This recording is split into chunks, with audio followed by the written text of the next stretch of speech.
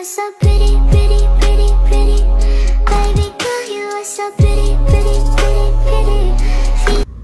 Hi guys! Welcome back to my channel. Yes, it's me, Melay. So, kung bago ka lang dito sa channel ko, please don't forget to like, subscribe, at hit mo na din yung bell notification dyan sa baba guys para updated kayo sa mga videos ko pang gagawin. So, for today's video guys, is pangalawang araw pala ng jowa ko dito sa Pilipinas guys.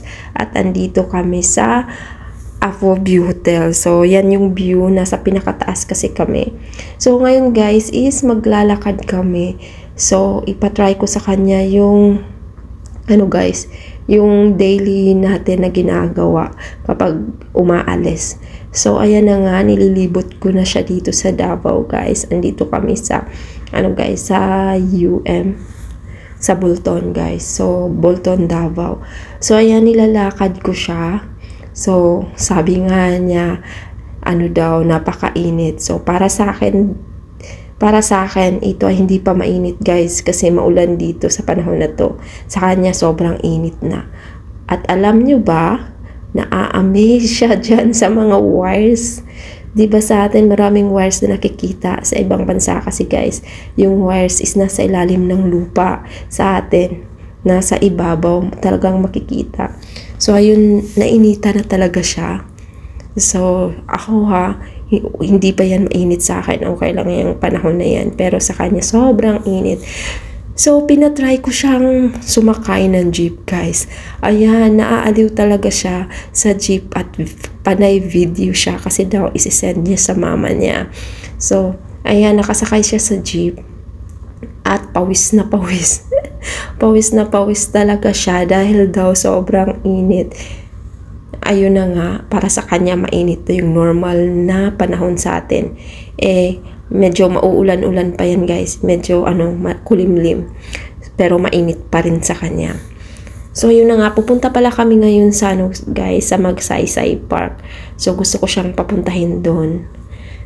Kasi gusto niyang malibot daw dito sa Davao lang muna. Kasi pangalawang araw pa niya lang dito sa Davao. So gusto niya munang libutin daw itong Davao bago siya pumunta kami sa ibang lugar. So ayan na nga guys. Pumasok kami sa Magsaysay Park. Ayan yung makikita mo sa Magsaysay Park guys. Yung mga kubo na yan is nagre-represent sa mga guys, sa mga katutubo. So iba't ibang kubo guys. It means iba-ibang katutubo din yung ganyan ang bahay guys. So dito mo makikita yan sa Magsaysay guys. Pero hindi ko siya masyadong na-videoan kasi nga kasama ko yung jowa ko guys. So nagpicture kami, ayan yung bahay. Diyan kami sa seaside niyan guys. Ibang-iba na dito sa Magsaysay Park ngayon. So, ngayon naman guys, napagdesisyonan niyang pumunta dun sa kabila guys. Sumakay ng bangka na naman. Hindi kami pwedeng sumakay ng bangka. Gusto niya ng dagat guys. So, on the spot. Sumakay kami ng sikad guys. Sikad to ayan, naa-amaze siya. Na-amaze siya, sabi niya, may ganito pala dito sa Pilipinas. So, na-amaze siya guys at na-enjoy ni kuya. Na-enjoy ni kuya kasi napaka-jolly ng jowa ko guys. Kahit sino, talagang hindi maiilang kausapin siya. Kasi napaka-jolly niya guys. So, yan, kinakausap nga niya yung si kuya. Sabi pa nga niya, kung gusto niya ba daw na magpalit sila. Yung si kuya, yung umupo at siya yung magsikad guys. Kasi daw, mabigat siya. So, ayan, natutuwa siya. So, pupunta kami sa bus, guys. Papuntang Samal Island, guys. So, ayan. So, sumakay kami ng trike. Sumakay kami ng bicycle, guys. Kasi, naawa na ako sa kanyang maglakad. Hindi din kami nagtaksi kasi sobrang lapit lang din naman Magsaysay at saka yung bus ng papuntang Samal guys. So yung nai-enjoy niya yung paligid. Ayan, nakikita ko yung ngiti ng mukha niya, napakasaya tingnan. So, achieve. So, na-try niya din, hindi niya makakalimutan tong Pilipinas kasi na-try niya halos yung daily na sinasakyan natin guys. So, napaka-game naman niya. At yan, sabi nga niya sa akin, take a picture kasi nga daw, kasi nga daw, ipapakita niya sa mama niya. So, sobrang pawis na pawis siya. Sobrang pawis na pawis siya dyan, guys. Kasi sobrang init na sa kanya. Sa kanila kasi, ang ganitong panahon para sa atin, guys, sa Pilipinas, parang kagaya sa Pilipinas, guys, para sa kanila, init na yun dun sa kanila. So, ayan, pawis na pawis siya talaga. So, ayan, ang rami niyang tanong about dyan sa tricycle na yan. At si kuya naman, sobrang natutuwa sa kanya. So, ayan na nga, guys, malapit na kami dyan sa bus, papuntang Samal, guys. Actually, yung plano namin is, pupunta kami ng Kaputian, guys, at I don't have idea na sobrang layo pala yung Kaputian kung sasakay ka ng bus, guys. So, yung Kaputian, guys, napakaganda. Isang isla sa Davao, guys, sa Philippines, na napakaganda, na parang nasa Boracay ka, guys. White sand kasi doon. Kaya tinawag siyang Kaputian kasi puti yung, guys, yung sand niya. So, ayan, chika-chika siya. Nagchichika-chika siya, guys, sa driver. Talagang natutuwa siya. Sabi pa niya, si kuya nahihirapan na daw sa kanya kasi sigurado mabigat daw siya. Mabigat daw siya. So, yun. Sabi ko naman sa kanya, okay lang yan. Kung pwede, kung gusto mo, try mong pumalit. Try mong mag-fight din. Sabi pa niya, sige ba, gusto daw niyang itry, pero si kuya ayaw niya. Ayaw niyang pumayag.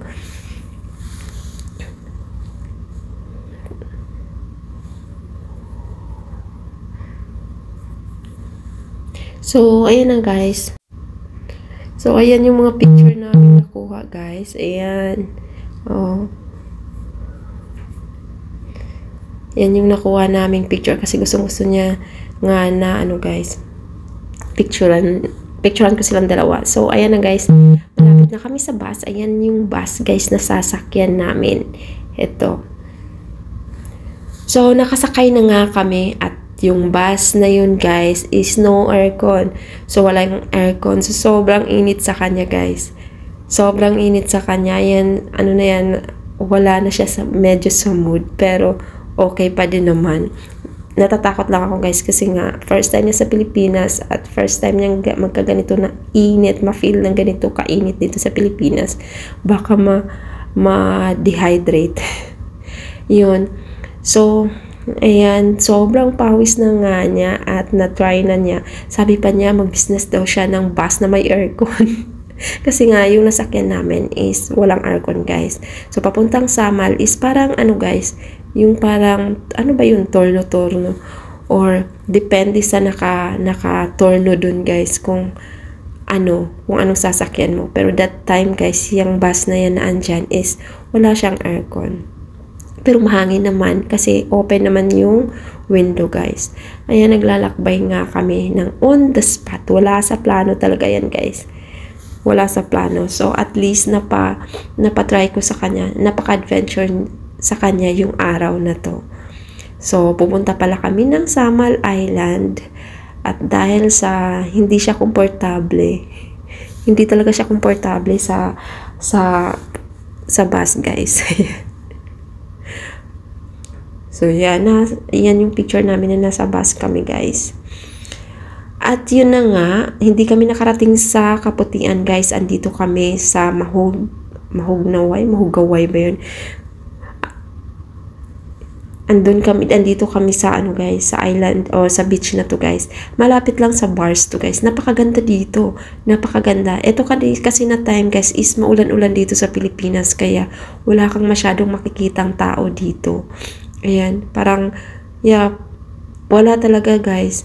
At napaka malinis dito, guys. Malinis siya. At maganda yung view, yung surrounding, guys. Napakaganda niyan. Malinis. Malinis talaga siya. At yung music, pagpasok ko dito, yung tumiming. So, ayun na nga, hindi ko na nilagay yung music, baka ma-copyright tayo dito guys. Napakaganda guys, napakaganda. So, dito lang kami, nagtambay lang kami dito guys. Ayan, nagtambay lang kami ng jowa ko dito. Nagpahangin.